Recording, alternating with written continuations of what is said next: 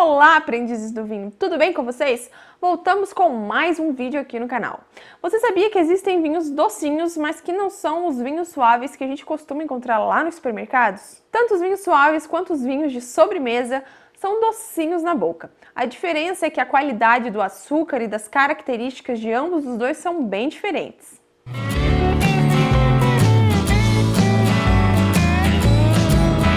Diferente dos vinhos secos, que a fermentação alcoólica acaba quando o açúcar do vinho, o açúcar do mosto do vinho, é consumido e transformado em álcool, nos vinhos de sobremesa é diferente.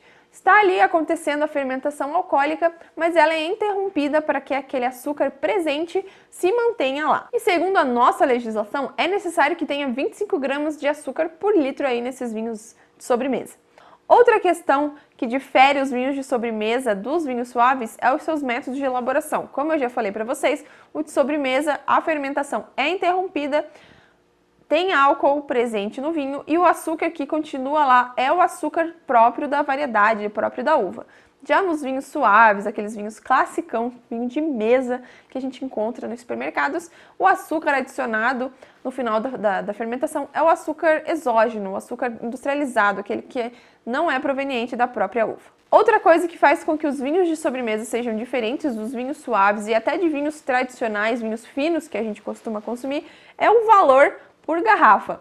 Isso porque o trabalho que precisa ter para se produzir uma garrafa de vinho é maior do que quando vamos produzir uma garrafa de vinho de um vinho fino, né? O de sobremesa dá um pouquinho mais de trabalho, a gente precisa de uma quantidade maior de uva do que para se produzir um vinho tradicional. E como eu já falei para vocês, nos vinhos de sobremesa a fermentação alcoólica é interrompida para que a gente tenha aquele açúcar.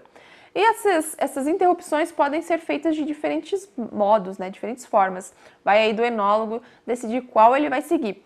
Podendo ser por filtragem, adição de anidrido sulfuroso ou então adição de álcool vínico, que faz com que o vinho seja fortificado. E que as leveduras parem ali o seu trabalho, elas morrem e não fazem mais a fermentação, não vão mais continuar transformando os açúcares em álcool. Vinhos aí fortificados muito famosos que a gente conhece, que são de fáceis lembrar deles, são os vinhos do Porto e o vinho Madeira. Outro também que utiliza esse método de fortificação são os vinhos Jerez espanhóis. Outro tipo de vinho de sobremesa que existe são os vinhos de colheita tardia. A vinícola Aurora produz um vinho de colheita tardia que chega aí no máximo a R$20 a garrafinha. Ele é muito saboroso, aí para quem gosta dos vinhos suaves vale muito a pena conhecê-lo. E por que colheita tardia, né? Como o próprio nome já diz, as uvas que são utilizadas para fazer esses vinhos, elas são colhidas tardiamente. Então ali, todo enólogo confere ali no vinhedo, né, o ponto ideal de colheita da data que tem que ser colhida as uvas. E quando decide se fazer um vinho de colheita tardia, eles deixam as uvas lá no parreiral, lá nas videiras, para que essas uvas percam um pouco de quantidade de água e concentrem os açúcares. Aí essas uvas são colhidas e seguem ali o processo de elaboração do vinho. Por isso que a gente chama vinho de colheita tardia, porque literalmente as uvas são colhidas mais tardiamente. E como eu falei para vocês que a gente precisa de mais uva para se fazer uma garrafa de vinho, é só a gente pensar um pouquinho, como a gente tem menos água dentro da baga da uva, né? Se tem menos água, menor vai ser o volume de vinho produzido. A gente vai ter menos... É igual a gente fazer um suco.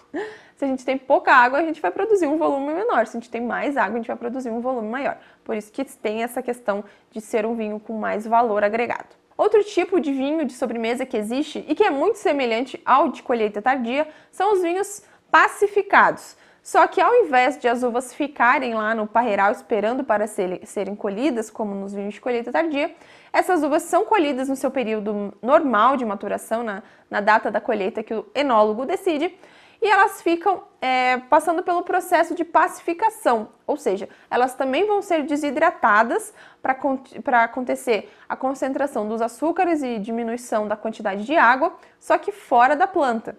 Normalmente são colocados em esteiras, em locais arejados e com o calor do sol. Isso faz com que essa concentração de água aí diminua e os açúcares aumente. Aqui em Santa Catarina, a vinícola Leone de Venezia produz vinhos pacificados. Vale super a pena conhecer. Temos também os vinhos botritizados. É um nome um pouco feio, mas são vinhos muito bons e até caros.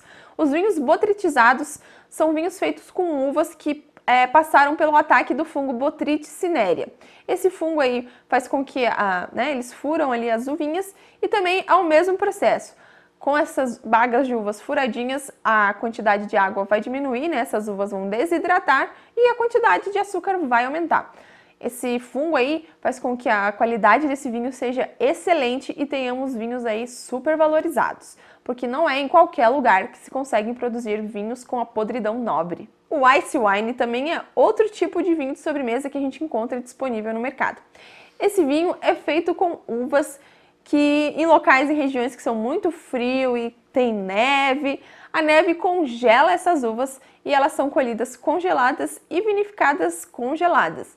Acontece também a questão de água e açúcar e aumenta ali a concentração de açúcar porque a água das bagas está congelada. E também produzem excelentes vinhos aí de sobremesa ideais para a gente harmonizar com comidinhas doces, enfim. Aqui no Brasil, a gente já teve a ocorrência da produção de Ice Wine. A vinícola Pericó, aqui em Santa Catarina, já produziu, mas isso não acontece todo ano. A gente precisa toda de uma questão climática para que a uva congele por conta da neve e que ela seja colhida congelada e vinificada congelada. Países aí como Canadá e Alemanha conseguem produzir os Ice Wine com mais frequência por conta aí das suas questões climáticas.